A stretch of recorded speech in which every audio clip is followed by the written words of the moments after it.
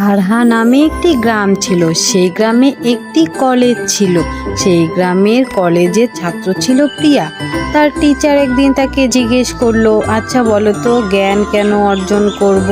প্রিয়া তখন উত্তর দিল, জ্ঞান ছাড়া মানুষ চলতে পারে না। জ্ঞান হচ্ছে মানুষের চলার পথের সঙ্গী, আর জ্ঞান ছাড়া মানুষের এক মুহূর্তও চলে না। এই কথা শুনে তার টিচার তাকে ধন্যবাদ জানালো এবং তার বান্ধবীরাও তাকে বলল, তুমি খুব ভালো উত্তর দিয়েছো, তুমি কত সুন্দর পড়া জানো।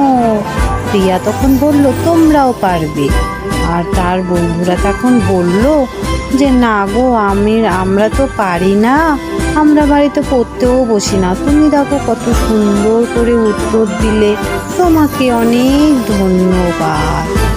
আর তখন প্রিয়া বলল, পারবে, তোমরাও পড়াশোনা করো, তোমরাও পারবে। বান্ধবীরা বলল ঠিক আছে। টিচার বলল ঠিক আছে, তোমরা সবাই পড়াশোনা